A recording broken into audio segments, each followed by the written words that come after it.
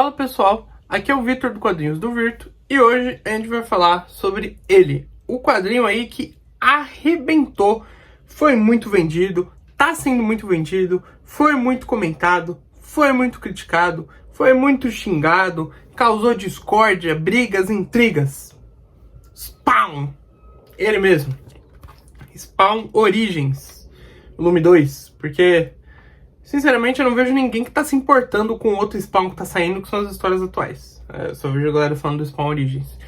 E esse volume 2, ele traz gratas surpresas que eu já tinha comentado no meu review do volume 1, que é a presença de roteiristas renomados da época. O Todd McFarlane, ele sentiu o golpe, tá? Das críticas que ele recebia na época sobre roteiro, e aí ele resolveu formar os Vingadores dos roteiristas.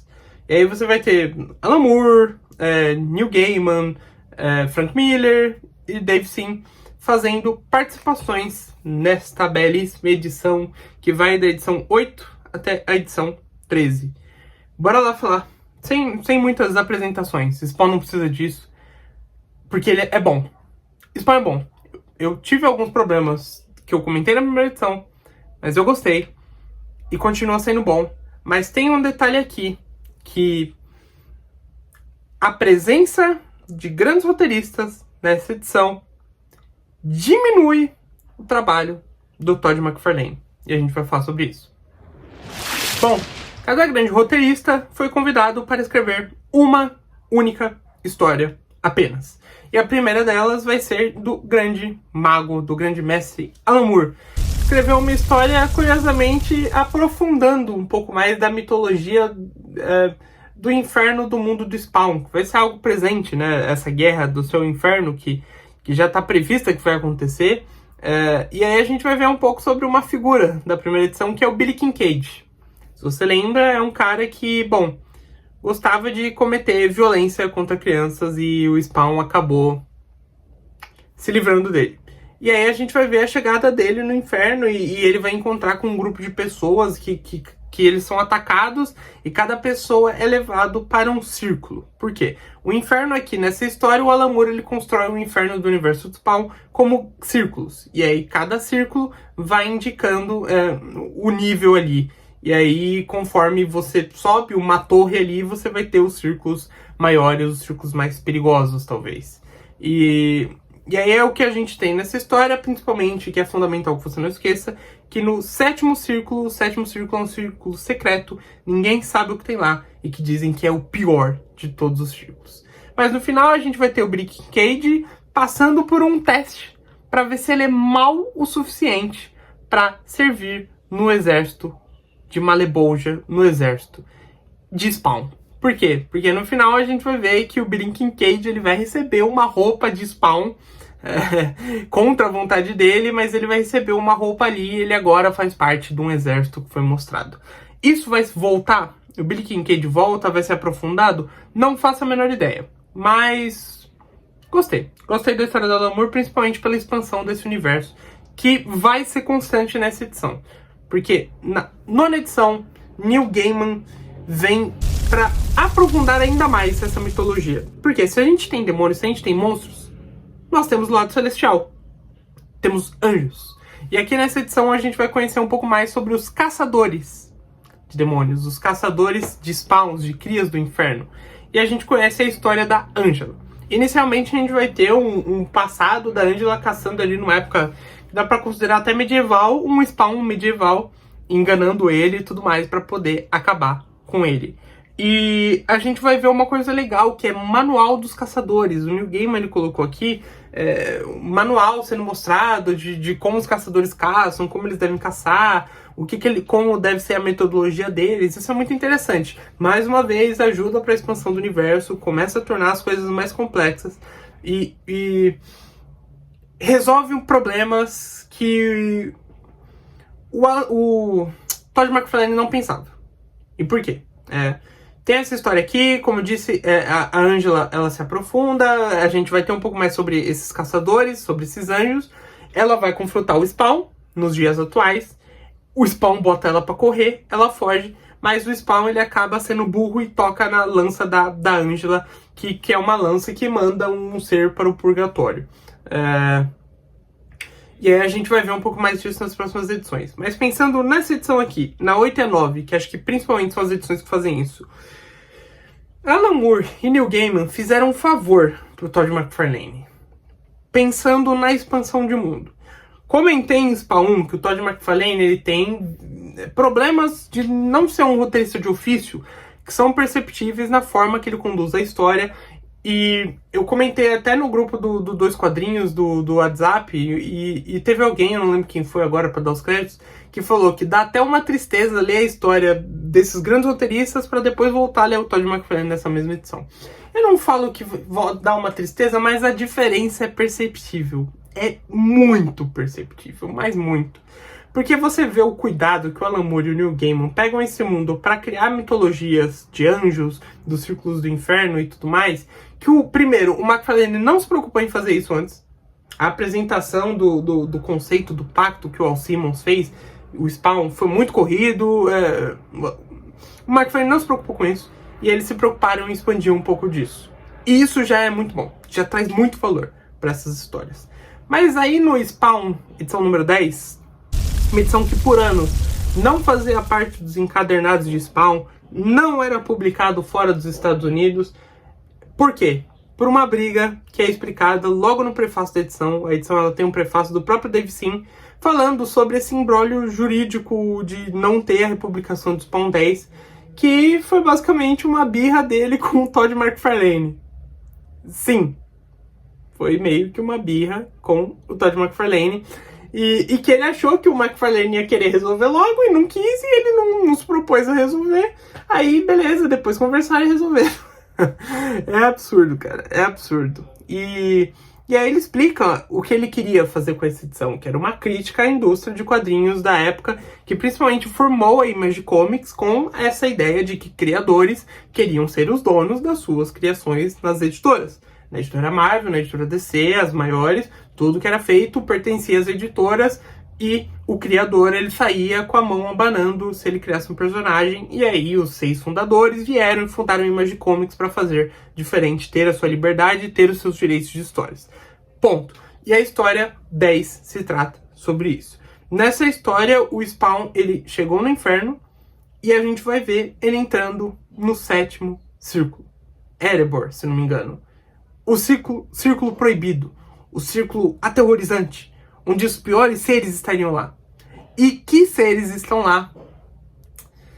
Essa imagem que é famosa, que são os super-heróis presos atrás das grades, e do outro lado, os seus criadores com as cabeças tampadas, também presos. É uma imagem impactante. A imagem por si só, quem não conhece quadrinhos de olho já fica... caramba, mas quando você conhece o contexto, é mais. Por quê? Porque você percebe que o 7º círculo, o pior lugar, as criaturas mais horrorosas, são heróis sem liberdades, cujos criadores venderam suas criações para as grandes editoras. E com isso, esses heróis eles estão eternamente presos. E o Spawn ele tenta soltar poderes, ele tenta gastar toda a sua energia. Os heróis ali presos, eles até falam, Spawn pega o nosso poder, e ele pega o poder e ele tenta destruir a cela, e ele não consegue libertar ninguém. Ele não consegue libertar esses heróis. E esse é o drama que a gente tem nessa edição, uma crítica pontual. E aí aparece um personagem aqui para salvar o Spawn desse círculo. A gente vai ter o Cérebros, criação do Dave Sim, que vai aparecer nesse crossover para tirar o Spawn dali.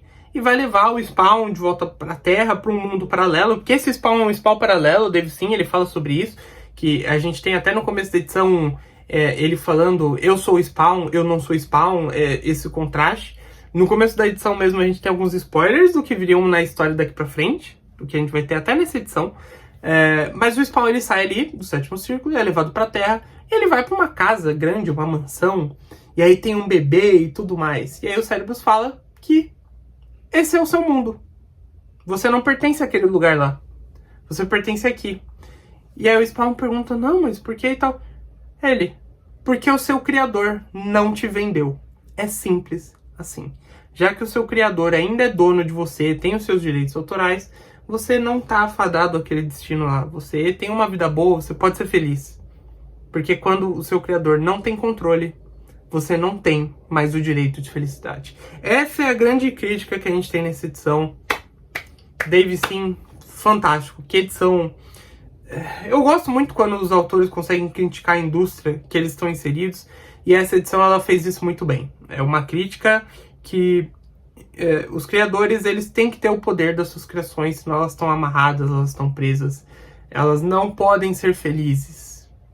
E muitos criadores foram enganados ao longo do tempo para perder as suas criações. A gente tem as brigas de principalmente Jack Kirby, Steve Ditko, os criadores do Superman, Bill Finger, criador do Batman, brigas jurídicas que foram escalando ao longo dos anos para que esses criadores fossem reconhecidos mesmo após a sua morte. É uma história impactante. Na história da edição 11, eu vou até falar rápido aqui, achei a mais fraca de todas, que é o Frank Miller, que ele vai retratar uma briga de gangues que tá rolando, e o Spawn vai se envolver nessa briga e vai resolver a briga. Mas basicamente a gente tem gangues que são jovens ali, com tecnologia, que eles começaram a formar gangues usando tecnologia para fazer luta, conflitos e etc. Esquecível, pra não falar outra coisa, galera. É de verdade esquecível. Então vamos seguir aqui para as histórias 12 e 13 de Todd McFarlane de volta para Spawn. E como eu disse, existe uma diferença clara na qualidade de escrita das histórias quando o McFarlane volta. Mesmo a da do Frank Miller, que eu não achei grande coisa, a qualidade de escrita é obviamente diferente de quando o McFarlane reassume o desenho juntamente com o roteiro. E é pra pior, porque é tudo muito verboso, são páginas com textos longos e tudo mais, e ele faz muito isso, escreve muito, ele não consegue condensar as informações para passar. Dito isso, a história é legal. O jeito, talvez, que ele conta não funciona tão bem no sentido editorial, de muito texto, sabe? Essas coisas. Mas a história em si é boa. E a gente vai ter aqui um pouco de aprofundamento, que a gente vai ter um pouco do passado do Al Simmons. A gente vai entender um pouco da estrutura do governo para que ele trabalhava, como que funcionava, a ligação que tem com os Youngbloods, a família dele sendo ameaçada, porque a gente descobre que o amigo dele, que casou com a esposa dele, pois é, doideira, depois que ele morreu, eles meio que tentam cutucar ali, talvez, para investigar o que aconteceu de verdade com o Al Simmons, e é descoberto, e aí os figurões falam assim, não, vai lá ameaçar ele, esse cara ele não pode descobrir o que aconteceu, ninguém pode descobrir o que aconteceu. Você tem isso, a família dele sendo ameaçada, e começa a criar um conflito, né, de preocupação. Fala até na edição que o fato deles virem ameaçar já é preocupante. Deles saberem que tem algo acontecendo já é preocupante. E aí o principal aqui é que o Spawn ele lembra na edição número 12 quem foi o assassino.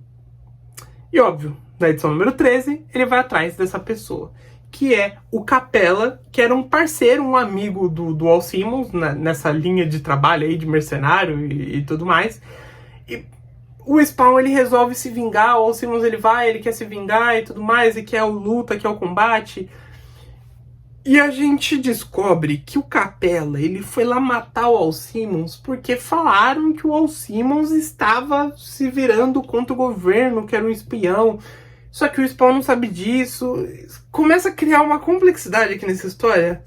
E aí o Spawn com raiva do Capela, porque o Capela matou ele, e o Capela com raiva que o Al Simmons de alguma forma voltou e que era um traidor e que tá querendo lutar contra ele, mesmo sendo traidor. E obviamente não tem diálogo, né? Então ninguém explica um pro outro o que tá acontecendo. E aí o Spawn ele resolve se vingar, destruindo a cara do Capela pra ficar puro osso, como é a máscara que ele usa. Então, cara, a gente já deu um passo aqui para entender que o Al Simmons ele foi assassinado com a ideia de que ele era um traidor, e a gente sabe que ele não era, aparentemente, e alguém queria essa morte dele. E a gente vai, com certeza, entender nas próximas edições e aprofundar um pouco mais nisso. Geral, boa edição. Boa edição. Spawn, Origins, volume 2, gostei. Gostei. Gostei mais do que a primeira. As histórias, disse ali no começo, a história do Alan Moore e do Neil Gaiman aprofunda o mundo do Spawn de uma maneira muito interessante, muito bacana. A história do David sim, um baita tapa na indústria. E o McFarlane, quando ele pega de volta o controle aqui da edição, ele consegue progredir a história. A gente tá aos poucos progredindo na história. Não só vamos ter aquela coisa de conflitos do Spawn com bandidinhos, mas a gente vai aprofundar na história do Alcimos, que eu acredito que nesse começo é o mais importante pro leitor, é conseguir entender o que aconteceu com esse cara e desvendar as peças do quebra-cabeça, ao mesmo tempo que ele também desvenda o que aconteceu com ele. E aí, a porradaria vai rolar. Então, é isso. Uma edição, como eu disse, roteiros bons, a arte do McFarlane continua sendo a arte do McFarlane, super explosiva, muito produzida, umas páginas que você até se perde lendo ali, de tanta coisa acontecendo na página, e é bom, e é legal. Literalmente você vê um cara se divertindo, onde o único limite que ele tem aqui nessas histórias é a própria criatividade. Mais um bom trabalho aqui de arte do Todd McFarlane. E com o roteiro, como eu disse, tem muitos problemas nessa questão de editorial, de tamanho, de textão e tudo mais, mas que você percebe aqui, eu percebo uma evolução do jeito que o McFarlane tá contando a história, no sentido de avançar narrativo. Eu sinto que ele consegue fazer isso aqui melhor do que fez na primeira edição. Então é isso, galera. Spawn Origins 2, muito bacana. Se não me engano, a 3 já tá até disponível, quero pegar pra ler, vamos ver se tem na Amazon aí, ou se vai ter que ser na Panini, né, porque a Panini tá dando 10, vai ser pra outro vídeo. Mas muito legal, continuo gostando de Spawn. Muitas pessoas às vezes alertam sobre como cuidado, não se empolga tanto, mas eu tô com o pé no chão e tô curtindo a história, tô gostando do jeito que tá sendo feito. Acho que o McFarlane tá trabalhando bem aqui, mas que a gente veja os pontos que ele não é um roteirista de ofício e ele tá aprendendo enquanto ele faz, mas o resultado consegue ser satisfatório em termos de arte, excelente, em termos de história, alguns pontos de melhoria, mas que a história consegue entregar o que ela precisa entregar pro leitor. Então, muito legal e tô ansioso para ler a próxima já. Mais uma vez aí, Spawn é fantástico. Spawn é fantástico. E eu quero agradecer a você que assistiu esse vídeo até aqui. Vou pedir aí para você deixar o seu like, deixar o seu comentário sobre Spawn Origins volume 2. Você sente que tem diferença, tem uma evolução do volume 1 pro volume 2. O que você acha aí de Spawn? Você vai continuar acompanhando ou você vai ver vídeo, não quer continuar colecionando? Deixa aí, vamos debater, vamos conversar. Teve um aumento, né? A primeira edição, se não me engano, foi R$24,90, essa já tá R$35 e a próxima vai ser R$45. Foi o jeito que a Panini fez aí de promocional, né, das edições. Mas, enfim, é isso. Muito obrigado mais uma vez. Se inscreve no canal, ativa o sininho, você não vai perder nenhum vídeo, você vai sempre ser notificado quando tiver coisa nova. E a gente se vê numa próxima. Valeu!